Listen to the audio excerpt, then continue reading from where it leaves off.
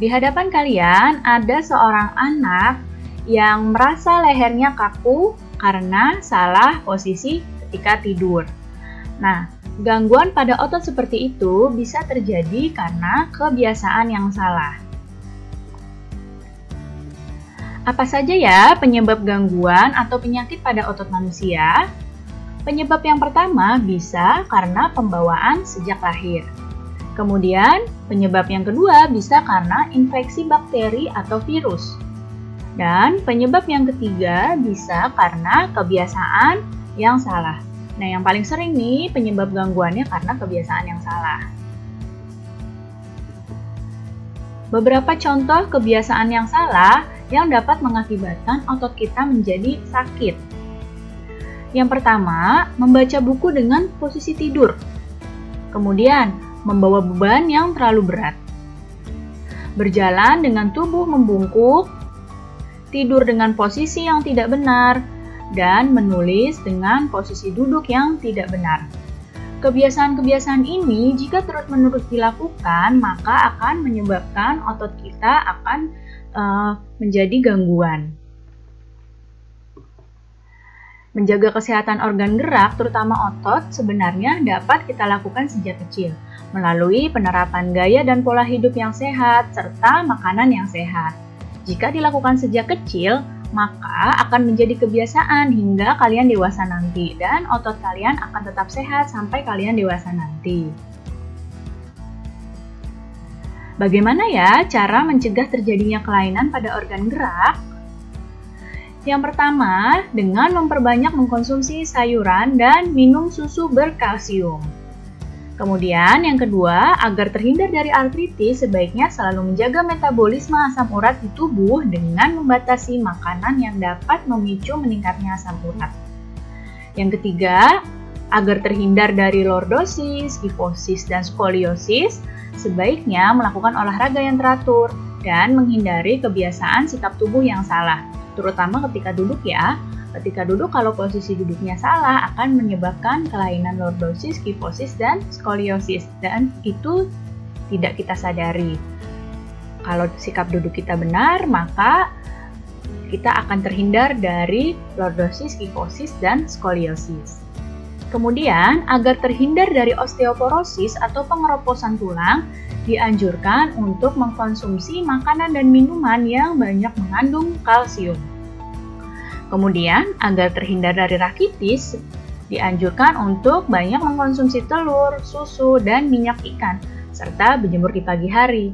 Seperti yang kita tahu ya, matahari di pagi hari itu banyak mengandung vitamin D yang bagus untuk tulang dan tubuh kita.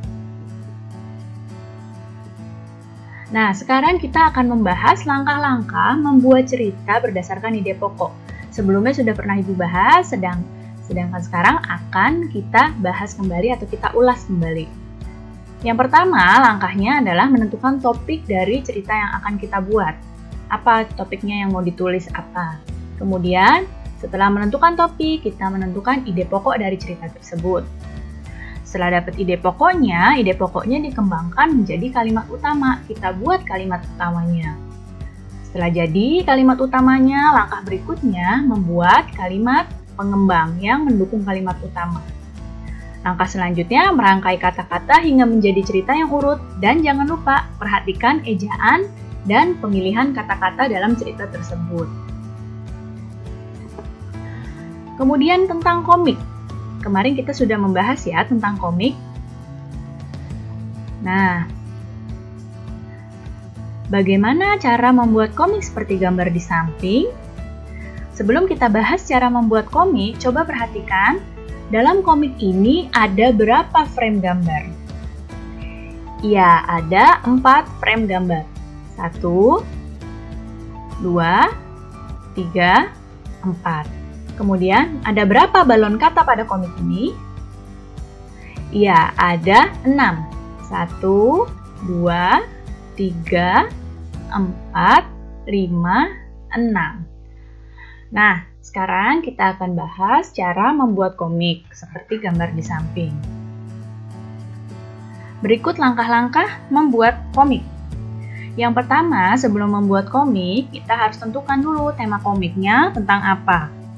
Setelah tentukan temanya, kita buat judul dari komik tersebut. Setelah menentukan tema dan judulnya, baru kita membuat sketsa. Membuat sketsa ini biasanya menggunakan pensil. Kita tuangkan ide cerita dalam gambar secara garis besar. Buat sketsa ini jangan lupa pakai pensil ya. Baru setelah membuat sketsa, masuk tahap memberikan tinta. Yaitu di sini penegasan garis sketsa dengan menggunakan tinta. Tadi kan tintanya masih pakai pensil, memberikan tinta untuk penegasan garisnya bisa dengan menggunakan pulpen untuk menggambar atau dengan spidol. Kemudian setelah ditebeli, sudah diberi tinta, kita lanjutkan dengan memberi warna. Nah, pemberian warna ini dapat dilakukan dalam dua tampilan. Bisa dengan banyak warna, bisa juga dengan hitam putih. Nah, yang terakhir setelah diberi warna, baru membuat teksnya. Membuat teks pada komik ini ditulis dalam balon kata ya, di dekat gambar si tokoh tadi. Jadi, teks ini ditulisnya dalam balon-balon kata.